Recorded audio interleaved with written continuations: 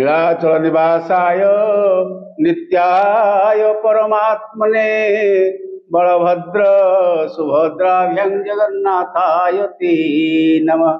जय जगन्नाथ। प्रिय दर्शक बंधु, आपण माने विशेष भाव में जानी खुशी हेबे जे जीवन आम मानकर नुह, ए जीवन से देइचंती तत् तांको स्मरण करिया पे ए जीवन देइचंती। आसंतु विशेष भाव में आमे जने गुरु सद्गुरु जे कि पांछा कल्पतरु ए जीवन को ए संसार भितर अनेक बद्ध जीव को मुक्ति देवा पाई एठी गोटे जहाको कहती चतुर्पार्श्व जमीबाड़ी आउ बही जाइए कुळुकुळु नाद करी विरूपा नदी ता तटरे आश्रम गढ़ी अनेक जी कि आरहत जी कि विशेष भाव जीवन को पांडित्य बा से भली कौन सौख्य जानतु वा न जानतु से मुक्ति प्रदान करिवारे ऊर्ध्वबाहु तोलिकी अवस्थान करिचंती आश्रम प्रतिष्ठा करिचंती से होचंती आत्माराम देव। तांकर जने विशेष भाव में सहित जीवन को काटिथिबा एवं आश्रम को निजर मन करिनथिबा जने व्यक्तित्व आम गहन अच्छी आसुन तांको संपर्क बुझिबा। कारण अनुभव को सत्य कही कहे अभिराम भाई अनुभव शुणु किभली भाव में गुरु शरण को आसिले किभली फल मिली थाए। आज्ञा जय जगन्नाथ। जय जगन्नाथ। आपण टिके आपनको परिचय आगे टिके दियंतु। मो ना आज्ञा मो ना गजेंद्र दास। आज्ञा कोठी घर कौन? आम घर एठी कुंवरपुर। कुंवरपुर। आज्ञा पुओ झियो केम कोन करंती आपनकर? मोर पुओ दियोटी झियो दियोटी। कोन करंती से माने? बड़ पुओ बड़ बहू भुवनेश्वर रहिछन। अच्छा। आ सान पुओ एई चाष बास विषय करछै।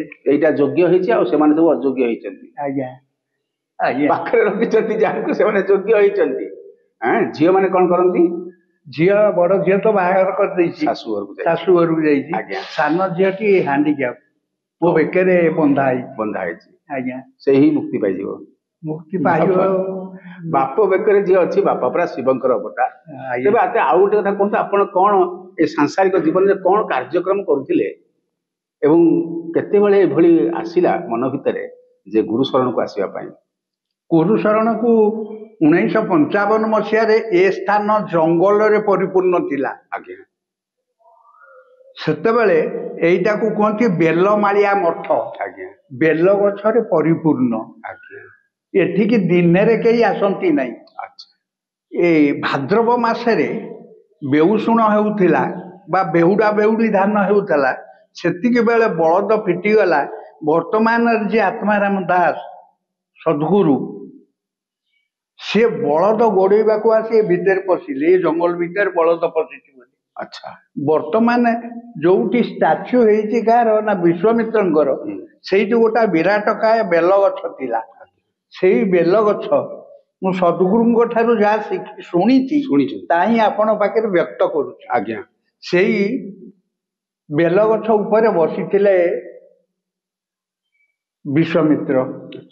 तहु गुरु आत्माराम दास को देखा देले बलद खोजा को आसीचु बलद हजिची जहाँ तू घरे तोर बलद पाइबू आ तू एठी गोटा कौन कर ना मु कौन करी मु तो किसी जानी ना खंडे छोटिया परिया लुगा पिंधि बाबा।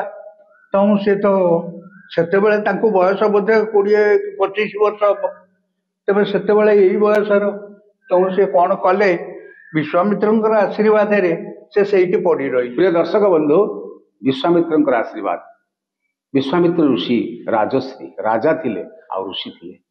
वशिष्ठ सहित बहुत मैत्रीता था।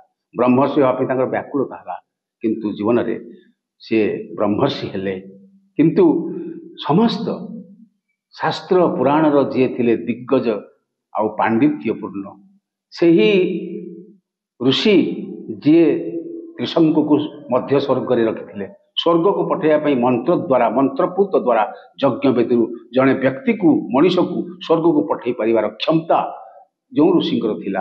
आ जी माँ गायत्री द्वारा गायत्री को उपासना करी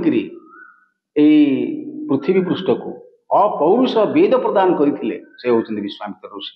आ बेलमालिया मठरे से ही थिले दर्शन देइथिले आत्माराम देव को। आज्ञा आत्माराम देव सहित आपण जो संपर्क को आसिले संसार भितर वैराग्य आसीगले ना कौन केमती जोगाजोग है आपण आसिले हम दर्शक मान कहतु।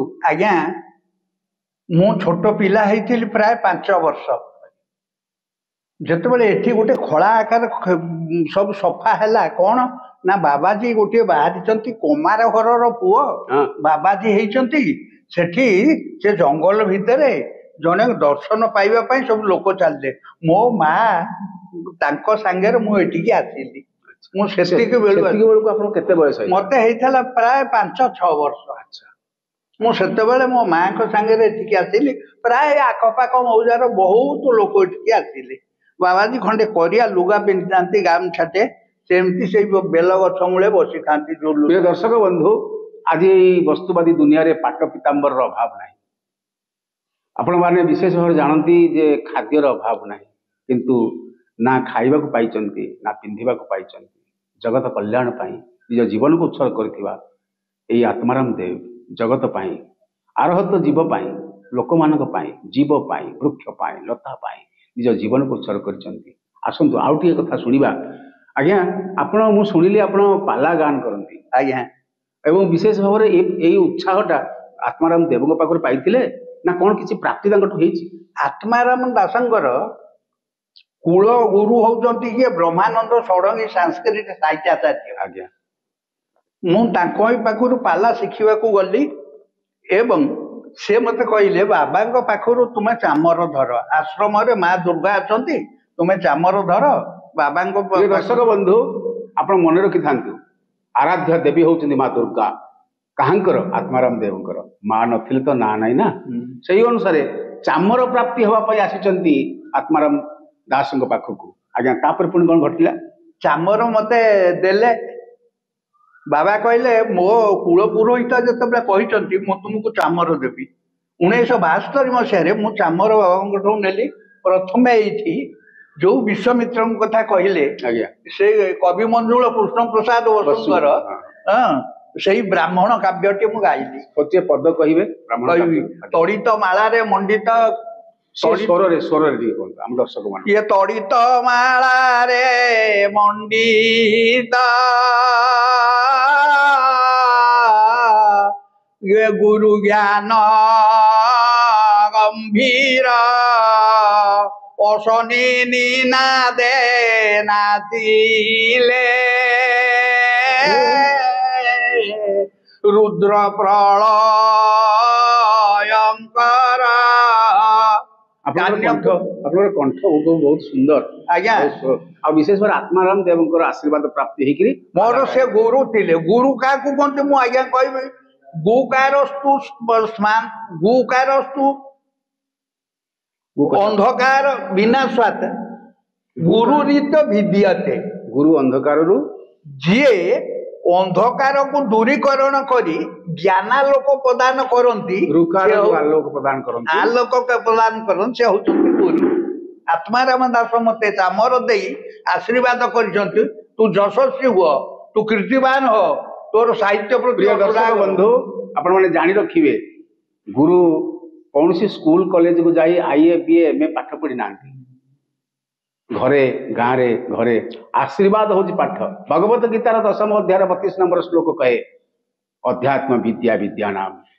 ଅଧ୍ୟାତ୍ମ ବିଦ୍ୟା ହଉଛି ବିଦ୍ୟା ଯୋଉ ବିଦ୍ୟାରେ ପାରଙ୍ଗମ ହେଇଛନ୍ତି ଆପଣ ବିଶେଷ ଭାବରେ ଗୁରୁଙ୍କ ଆଶୀର୍ବାଦ ପାଇକିରି ଗୁରୁଙ୍କ ଦ୍ୱାରା ହିଁ ଅନ୍ଧାରରୁ ଆଲୋକ କଡ଼କୁ ଆସିଛନ୍ତି।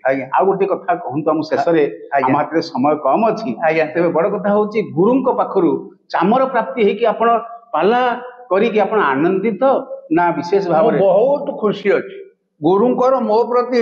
ମୁଁ ପ୍ରତି ରବିବାର ଚାକିରି ଛୋଟ ଚାକିରିଟେ କରିଥିଲି। କି ଚାକିରି କରିଥିଲେ? ମୁଁ ଇଏ ଚକବନ୍ଦୀରେ ଚାକିରି କରିଥିଲି ତାପରେ ତହସିଲରେ ଯାଇ ଆପଏଣ୍ଟମେଣ୍ଟ ହେଲି। ତାପରେ ମୁଁ ଯଦି ଆସିଲି ରବିବାରେ ଆସେ ମତେ ବାବା ଦେଖିଲେ କୁହନ୍ତି ତୁ କାହିଁକି ଏଇ ଦିନକ ପାଇଁ ଆସିଛୁ? ଓହୋ ତୁ ଯଦି ଆସିଲୁ ତୁ ରହ ମୁଁ ଖାଇବି ତୁ ମୋ ପାଖରେ ଖାଇବୁ ଯିବୁ। ପ୍ରିୟ ଦର୍ଶକ ବନ୍ଧୁ ଦୁଇଟି କଥା ଯେତେବେଳେ ଗୁରୁ ଭଲ ପାଆନ୍ତି ସେତିକିବେଳେ ପାଖରୁ ଛାଡ଼ନ୍ତି ନାହିଁ ଏବଂ ପାଖରୁ ନ ଛାଡ଼ିଦେଲେ ମନ ଉଣା ଉଣା ହେଇଯାଏ। ଆଉ ଗୁରୁ ଆତ୍ମାରାମ ଦେବ ଗୁରୁ ଆତ୍ମାରାମ ଦାସ କଣ କହନ୍ତି? ଆଗ ଖା ମାର ସ୍ୱଭାବ ତମେବ ମାତା ଚ ପିତା ତମେବ ବନ୍ଧୁ ଚ ସଖା ତମେବ तमेव विद्या द्रविणम तमेव सर्वम मम देव देव से ही देवता को गुरु भाव में प्राप्ति होते आज्ञा आपण ना तो गजेंद्र दास गजेंद्र दास प्राप्ति होते आप टिके कथा शुणिले आहरी शुणा परवर्ती समय शुणा जय जगन्नाथ जय जगन्नाथ जय जगन्नाथ।